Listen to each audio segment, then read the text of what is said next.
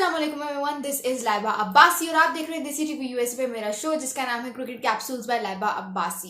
ये एक ऐसा शो है जिसके एपिसोड्स रोज ऑन एयर होते हैं and you surely don't want to miss out on cricket summary that is happening all over the world.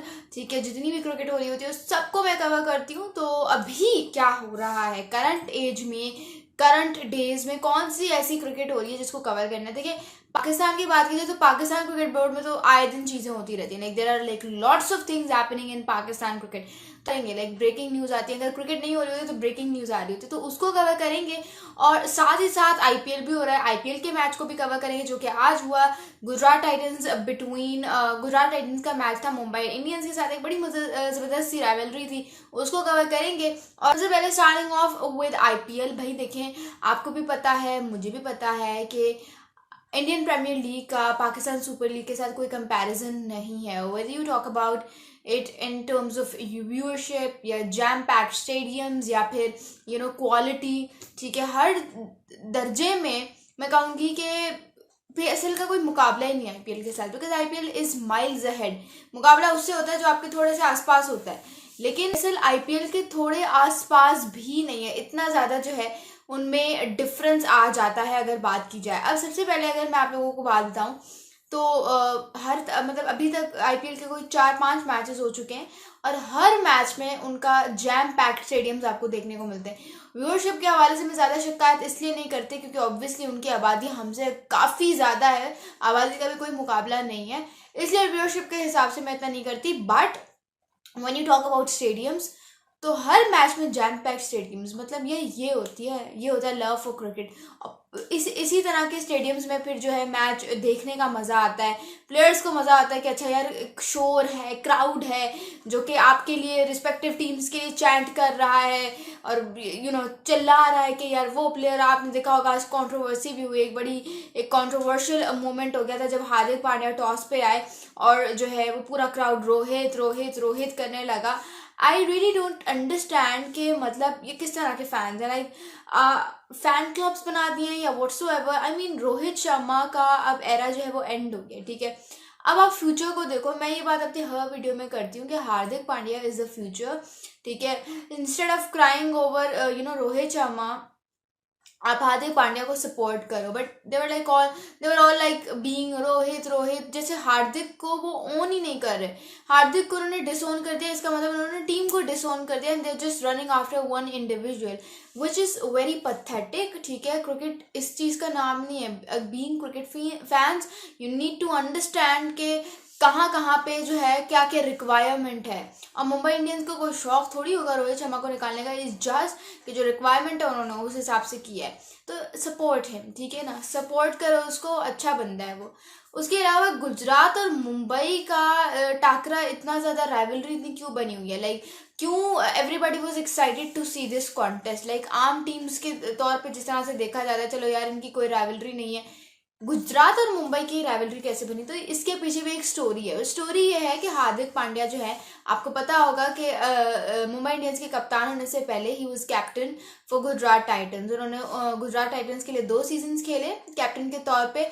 एक में उन्होंने जो है, जो उनका इनॉग्रल सीजन था, उसमें उन्होंने गुजरात टाइटंस को जो है वो सीजन जितवाया था। आईपीएल 2022, आईपीएल 2023 में they ended their campaign as runners up, ठीक है। रनर्स अप के तौर पर उन्होंने अपनी कैंपेन एंड की थी। और उसके अलावा जब when Hardik Pandya took over the captaincy of Mumbai Indians, तो हर जितने भी गुजराती फैंस थे दे वर ऑल लाइक कि ये क्या है, लाइक उन्होंने हमें तुम छोड़ के चले गए, तुमने लॉयल्टी का टेस्ट हमारा खराब कर दिया, तुमने ये कर दिया, तुमने वो कर दिया। वही मतलब इमोशनल एक कि तुम हमारे टीम को क्यों छोड़ के चले गए, अब हमारी तुम्हारे साथ राइवलरी है। शुभमन गिल जो कि हार्दिक पांड्या जब कैप्टन थे तो उनके अंडर, जब हार्दिक पांड्या कैप्टन थे तो उनके अंडर वो वाइस कैप्टन थे। आज उन्होंने कप्तानी की और उनकी कप्तानी में मेच्योरिटी नजर आई। मुझे लग नहीं रहा था क्योंकि मुझे लग नहीं रहा था कि शुभमन गिल उस तरह से कप्तानी कर पाएंगे, बट उन्होंने अपनी कप्तानी में गुजरात को पहले ही मैच जितवा दिया और वो भी उनके एक्स कैप्टन के अगेंस्ट। तो ये चीज़ जो है ना, ये राइवलरी क्रिएट करती है और बड़ा ही ज़बरदस्त और थ्रिलिंग मैच था जो मुंबई इंडियंस जो है वो लास्ट ओवर में हार गया।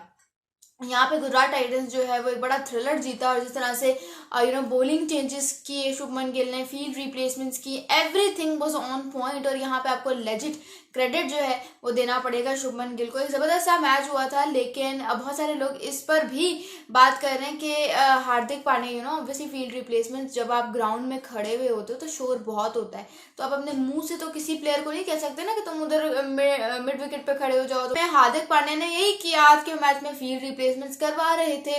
और ऐसे में obviously Rohit Sharma is also part of the team, तो हार्दिक पांड्या ने उनको भी इशारे किए। तो एवरीबडी इज लाइक वो 5 टाइम चैंपियन है, तुम उसको ऐसे ट्रीट करोगे, तुम उसको वैसे ट्रीट करोगे, रोहित शर्मा को कंट्रोल करोगे तुम, ये वो। एंड एवरीबडी इज लाइक ये क्या आ रहा है रोहित शर्मा के साथ? भाई देखो, इसमें तो फर्स्ट क्रिएट करने वाली कौन सी बात है? First of all there is no need to create first about its, because कि वो भी एक प्लेयर हैं, कैप्टन का काम होता है फील्ड रिप्लेसमेंट्स में करना। इसमें अगर वो इशारे नहीं करेगा तो आप मुंह से कैसे बोलेगा? लाइक आपने क्राउड चेक किया था, पीएसएल थोड़ी हो रहा है कराची में, आईपीएल हो रहा है, तो यहाँ पे आपको देखना पड़ता है, कुछ फैक्टर्स को कंसिडर करके आपने बात करनी होती है। ऐसे मुंह उठा के जो है वो आप कोई बात कर नहीं सकते, मसला सारा यहाँ पे आता है।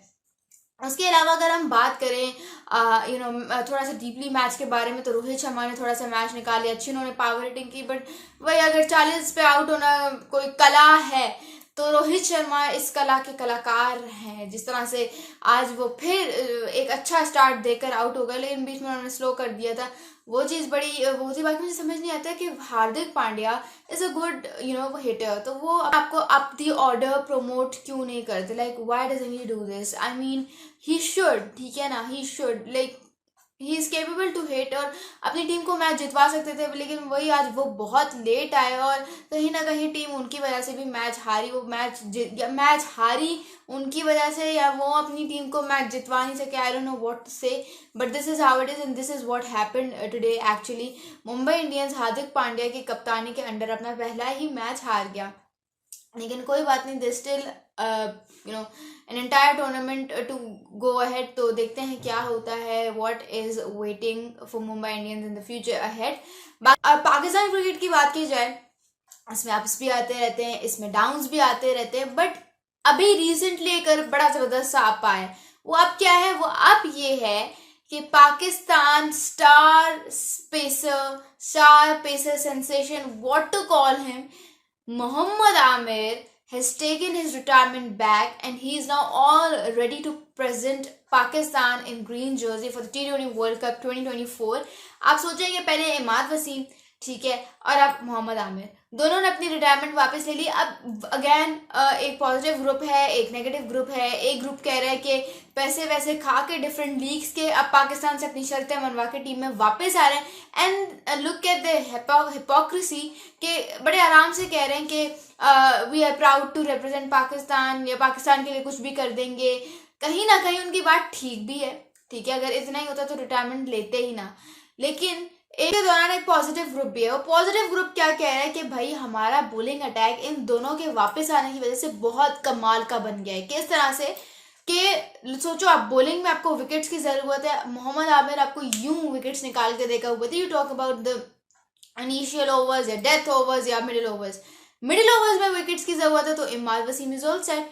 तो फिर आपका बॉलिंग अटैक इन दोनों की वजह से जो है वो बहुत ज्यादा स्ट्रांग बनता है। But again discussing the fact कि ओवर रेट मत करो। जब जब हमने अपने बॉलिंग अटैक को ओवर रेट किया है, हमने अपनी टीम को ओवर रेट किया, हम हमेशा मुंह के बल नीचे गिरे हैं।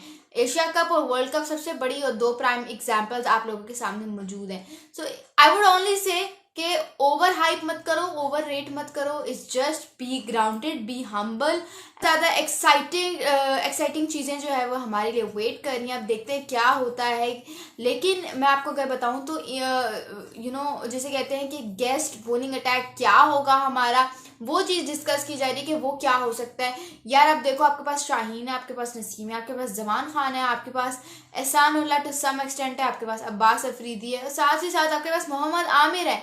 तो ऐसे में हारिस रऊफ, जिन्होंने रिसेंटली जो है वो माफ़ी भी मांगी है, उन्होंने कहा है कि उनको ऐसा नहीं कहना चाहिए था, और अब से ही will make himself available in all 3 formats for Pakistan, whether you talk about test, T20 या वनडे, तीनों में अपने आप को अवेलेबिलिटी का जो है वो रखेंगे एक check mark. But the point is कि उनकी फॉर्म जिस तरह की चल रही है, जिस तरह से पहले होता था कि Haris Rauf is a must, along with Shaheen Afridi and Naseem Shah. उस तरह से अब सिचुएशन नहीं है, क्योंकि उस तरह से हारिस रऊफ की फॉर्म ही नहीं रही, तो सिचुएशन उस तरह की हो ही नहीं सकती। एट द पॉइंट इज कि क्या Haris Rauf will be able to represent Pakistan in T20 world cup. एक तो इंजरी, ऊपर से उनकी फॉर्म बहुत ऊपर नीचे ख़राब चल रही है, तीसरा ये मोहम्मद आमिर के वापस आ गए हैं। तो ऐसी सारी सिचुएशन में अगर रिप्लेसमेंट्स में भी बात करो तो उसमें भी they will go for the names like Zaman Khan या अब्बास अफरीदी, दोनों अच्छी फॉर्म में जा रहे हैं, बाकी भी आपके पास अच्छे फास्ट बॉलर्स पड़े हुए हैं।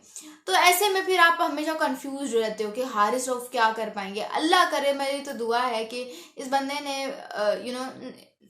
ये सिर्फ बात नहीं कर सकते कि अगर इसकी अभी बुरी फॉर्म चले तो इसने हमेशा पाकिस्तान को हरवाया है, लेकिन इसने पाकिस्तान को काफ़ी मैचेस जितवाए भी हैं। ठीक है, तो यहाँ पे हम इनको सपोर्ट ही कर सकते हैं, दुआ ही कर सकते हैं कि इनकी फॉर्म वापस आ जाए, अच्छे से उसी तरह से खेलें, रिदम पकड़ें, ताकि पाकिस्तान को ग्रीन जर्सी में एक अच्छे पर्सपेक्टिव के साथ प्रेजेंट कर सकें। लेकिन वही बात आ जाती है कि form is that one particular thing जो कि हर क्रिकेट प्लेयर की, हर स्पोर्ट्स एथलीट की लाइफ में ऊपर नीचे रहती है। एक बैड पैच होता है जो कि आके गुजर जाता है। उसके अलावा अगर आप बात करें मोहसिन नकवी के बारे में, तो आज बड़ी जो है वो इंटरेस्टिंग प्रेस कॉन्फ्रेंस हुई, जिसमें बहुत सारी चीज़ें डिस्कस की गई और चीफ कमेटी जो है उन्होंने बिठाई हुई थी, चीफ सेलेक्टर्स जिसमें बैठे हुए थे। अब इसमें एक आपका डाटा एनालिस्ट होगा, दो आपके जो है वो सेलेक्टर्स होंगे, और बाकी सारी टीम है। 7 लोगों की ये कमेटी है, बहुत इंटरेस्टिंग कमेटी है। And the good thing is कि अब जब भी कोई प्लेयर सेलेक्ट किया जाएगा तो सिर्फ एक बंदे के पर्सपेक्टिव, एक बंदे के व्यू पॉइंट को नहीं कंसिडर किया जाएगा, but there will be an entire committee जिसका एक रद्द अमल पे अग्री करना ज़रूरी होगा।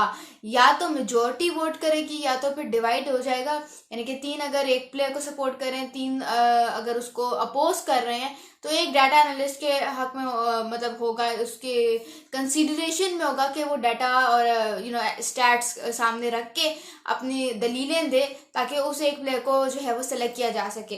तो एक बड़ा इंटरेस्टिंग जो है वो एक सारा मोहसिन नकवी ने सिस्टम बना दिया। एंड जिस तरह से आज उनकी बॉडी लैंग्वेज थी, जिस तरह से वो जवाब दे रहे थे हर एक सवाल का, तो वो चीज़ बड़ी इंटरेस्टिंग थी, और वो ये चीज़ शो करती है कि how serious he is about Pakistan board.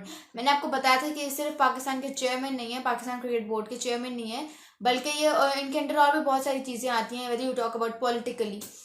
तो यहाँ पे बहुत ज़्यादा मैटर करेगा कि क्या होने वाला है। और जब उनसे कप्तानी का सवाल किया गया कि भाई पाकिस्तान की T20 साइड के नए कप्तान क्यों होंगे, क्योंकि शाहीन शाह अफरीदी को तो उस तरह से अनाउंस किया नहीं गया, तो ऐसे में जब उनसे पूछा गया कि नया कप्तान कौन होगा, तो उन्होंने आगे से जवाब दिया कि ये चीज़ मैं नहीं डिसाइड करूँगा, ये चीज़ मेरी सिलेक्शन कमेटी डिसाइड करेगी। अब यहाँ पे पॉइंट टू पॉन्डर ओवर क्या है, वो ये है कि अगर कप्तान वही रखना होता, शाहीन शाह अफरीदी को ही रखना होता, तो वो ये जवाब ना देते। लेकिन अब क्योंकि पाकिस्तान के कप्तान को बदलने का वक्त आ गया है, इसीलिए उन्होंने कहा कि ये उनकी सिलेक्शन कमेटी ही डिसाइड करेगी जो उन्होंने बिठाई है। यहाँ पे अब हमें देखना है कि नया कप्तान कौन होगा, मोहम्मद रिजवान या शादाब खान। शादाब खान को अगर बात करें तो उन्होंने एक टाइटल तो जितवा दिया, ठीक है, इस्लामाबाद यूनाइटेड को final, but the point is कि पूरे टूर्नामेंट में they were like ups and downs for Islamabad. तो शादाब खान को मेरे ख्याल से उस तरह से वो रिस्पॉन्सिबिलिटी नहीं देनी चाहिए, उनकी अपनी फॉर्म भी ऑन एंड ऑफ चलती रहती है। Mohammad Rizwan is I guess the strongest candidate for this position, क्योंकि उनकी कप्तानी के अंदर Multan Sultan has been successful like never before. एक तो ये, दूसरा ये कि उनकी वर्स्ट जो पॉइंट्स टेबल की पोजीशन होती है वो होती है दूसरी। उसके अलावा ये कि लोग सारे ग्रुप स्टेज मैचेस जीतते हैं, like first till the and, first match से 10 मैच ग्रुप स्टेज मैच तक ये सारे मैचेस जीतते हैं और प्योर डोमिनेंस के साथ मैच जीतते हैं। ठीक है, तो Mohammad Rizwan is a very great leader and he deserves to be the captain for Pakistan cricket team in the future. आपको क्या लगता है? Do tell me in the comments below. This is Laiba Abbasi signing of.